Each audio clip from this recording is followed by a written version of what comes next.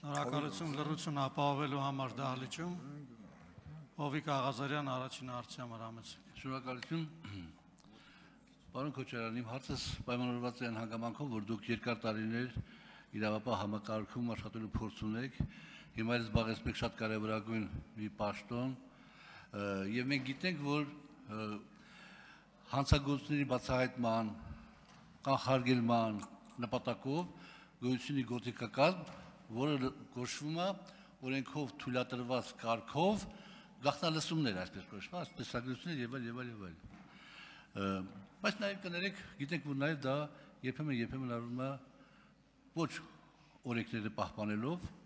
եւ հետեւաբար հաշվի առնելով ձեր փորձը, այսօրվա ձեր դիրքը, կարող եք գնահատական տալ ճիշտ է արդյոք իմ դատողությունը կամ անհանգստությունը, որ կատարվում է նաեւ ոչ օրինական ճանապարհներով եւ այդ ոչ օրինական ճանապարհներով կատարվածները քանի տոկոս են կազմում ընդհանուր խճանկարում։ Պարոն Աղազարյան, շնորհակալ եմ հարցի համար։ Շատ դժվար է տոկոսային հարաբերակցության մասով ասել ինչքան է օրինական, ինչքան է անօրինական, որտեղ կան գաղտնալսումներ, երբ որ կոնկրետ քրեական գործով է լինում, բայց դա երկու ծայր ունի։ Քրեական գործով գաղտնալսում ես մեկին, հայտնվում է մյուս մասում մեկ այլ անձնավորություն, որտեղ գաղտնալսման տվյալները պետք է խիստ գաղտնի պահվեն։ Եվ դրա հրապարակումը, կներեք, չի կարա լինի այնպես, ինչպես դուք ուզում եք այդ հարցի մեջ, բովանդակության մեջ դնում եք դա։ Այո, գաղտնալսումներ ոչ միայն անում է ազգային անվտանգությունը, բայց դուք տեսաք, որ գաղտնալսում արեցին նաև պարոն Վանեցյանին, որ ազգային անվտանգության ծառայության տնօրեն է։ Դժվար թե պարոն Վանեցյանն ինքը իրան գաղտնալսեր։ Եվ երբ որ պարոն Վանեցյանը ազգային անվտանգության ծառայության տնօրենի պաշտոնը չէր զբաղեցնում, ես իրան հարց եմ տվել։ Ինքը ասեց, որ մենք բացահայտել ենք, ես ասել եմ, այդ դեպքում ասա անուն, ով է արել, կամ որտեղից են արել։ Ինչ որ սխեմաներ ասեցին, ինչ որ դրսից, ներսից եւ այլն, բայց դա բավարար չէր։ Պարոն Վանեցյանին պետք է գլխավոր դատախազությունը ավելի հստակ հարցեր տար եւ ասել, որտեղից ձեզ տեղեկություն, թե ձեզ ով է գաղտնալսել, որտեղ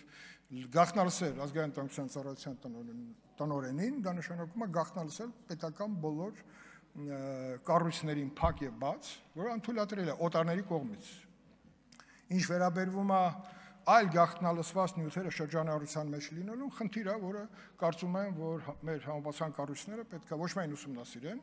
այլ նաեւ բացահայտեն, եթե գաղտնալսումը արվել է պատկան մարմինների կողմից Հայաստանի Հանրապետության, ապա նա ոնց կարա իր գաղտնիության տիրույթից դուրս գա։ Եվ այդ բացահայտումը շատ կարևոր է, որպեսզի այդ գայթակղությունը սկսած շարքային, գաղտնալսողից վերջացրած որոշում կայացնող այդ հնարավորությունից զրկված լինեն, որտեղ այդ տեխնիկական միջոցների վրա նաև մարդիկ են աշխատում, եւ այդ մարդկանց նաև լսածը ի վիճակի են, որ ինչ-որ ձայնագրություններ իրենք անեն եւ հետո դա օգտագործեն այլ նպատակով։ Այդ դրա բացահայտումը շատ կարեւոր է մեր երկրի ներսում այս անվստահության այդ հարցերի շուրջ մթնոլորտը փոխելու համար։